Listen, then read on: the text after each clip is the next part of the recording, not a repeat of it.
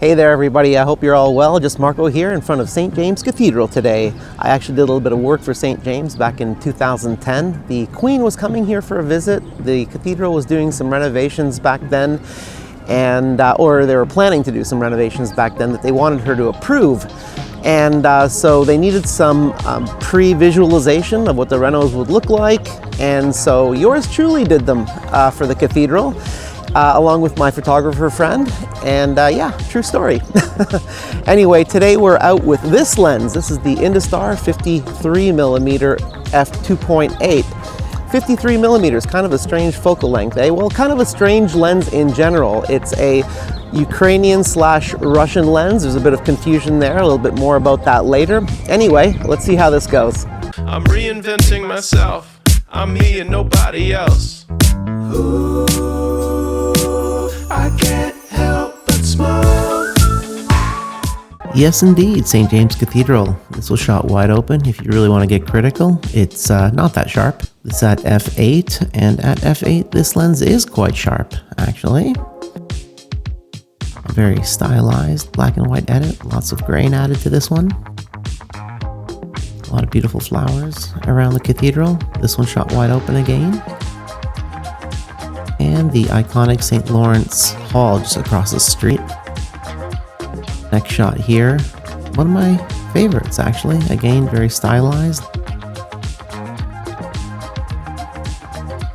Then I was off to the St. Lawrence Market area. This is the actual market building.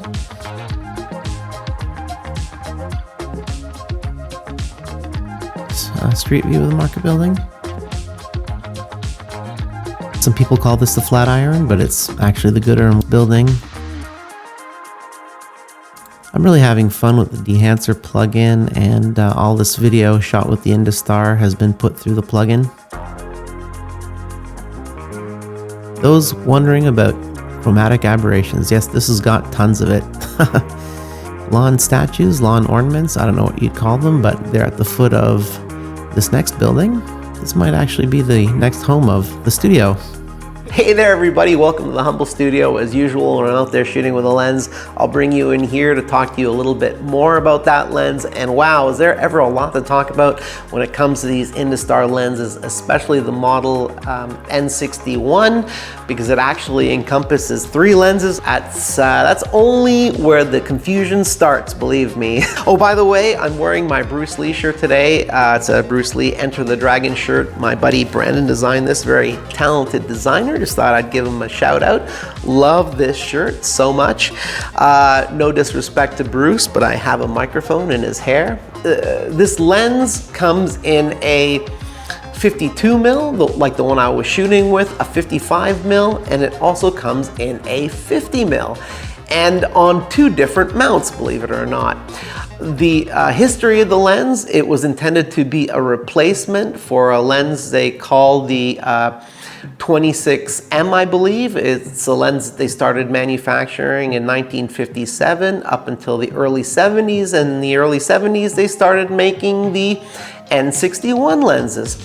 And they're all f2.8 lenses, but there's a huge difference with the 50. This is how I adapt my N-61 to my Sony, is with one of these little adapters, nice and thin. I like that. One of the advantages of the 39M. Now the 50mm N-61 actually uses a M42 mount, which is like that. So just compare those two. On a tiny little lens like this, I'd much rather something like that sort of matches that. The 50mm variant of this lens doesn't look like a variant at all. It looks like a completely different beast. It is a completely different beast. Why? Well, first of all, yeah, it does use a completely different lens mount, but it's also a macro lens. Yes, they threw a macro lens in the mix with the same model number. I don't get it. Anyway, yeah, the 50mm has a 30 centimeter minimum focusing distance, and I've seen some amazing macro photos taken with that lens. You just slap the extension tube on there to bring that focusing distance even closer. It's a sharp lens. And if you stop that down, because sort of the sweet spot with these lenses, I think they're the sharpest probably at f8. If you're shooting at like f8, and you're usually shooting with a more closed down aperture anyway when you're doing macro to get that depth of field, it is a sharp lens. The 52 and the 55 have a minimum focusing distance of 1 meter, so not great, and kind of typical of vintage lenses to have like a large minimum focusing distance. About some of the misinformation out there regarding these lenses. Now, after that model number, you'll find some letters, and that's usually an L/D or an L/Z. I say Z, not Z, because I'm Canadian. But the L is for lanthanum, not lanthanum. I've heard people write lanthanum. There, no such thing. Lanthanum is a rare earth element, and it is slightly radioactive. Like a lot of the coatings on lenses, on the vintage lenses, they were often radioactive. Some have said that not all of the lenses use the lanthanum. Well, they all do. They all use the lanthanum in the optical formula. So there are some discrepancies out there with regards to where these were made, as I had mentioned earlier. I don't really want to get into politics of anything here. I'm just going to state some facts for you. Now, the lens and the lens cap both have an FED on them. It's the FED logo. I like to say FED instead of FED. Anyway, some of you may have owned FED cameras or owned FED cameras, film cameras, and they had lenses that came with those cameras that had the FED logo on them. It doesn't mean that those lenses were made in that factory. During the Soviet era of Ukraine, Kharkiv had a factory called FED or FED, and they made cameras. They weren't known for manufacturing lenses. In fact, the Industar lenses were manufactured in 2 factories just outside Moscow in Russia. Those factories were the KMZ factory of Helios fame and the LZOS factory. A popular source for misinformation with regards to the manufacture of these lenses, unfortunately, is Ken Rockwell. I like Ken Rockwell. I've been to his site to learn about a car that I used to have. I had an old Mercedes, and he knew a lot about it, and I thought, hey, this is a great resource for information. He had a 55mm Industar, and he mentions in there, in his article, that the lenses were manufactured in the Arsenal factory in Kiev in the Ukraine. They make lenses, the mirror and RSAT lenses. There was a lens for a medium format Kiev camera. It was called the Industar 29, I believe. It was an 80mm that was made specifically for the medium format, for a medium format Kiev camera, but it certainly wasn't manufactured there. There are no Industar lenses that were ever manufactured in the Arsenal factory, but you'll find vintage camera stores all over the world with websites that quote Ken Rockwell regarding these lenses being manufactured in the Arsenal factory in Kiev. It's a military factory, actually, where that's why it's called Arsenal. But Kiev cameras are manufactured there. Anyway, so yeah, more misinformation about this lens. Practical considerations as far as usability goes with this thing.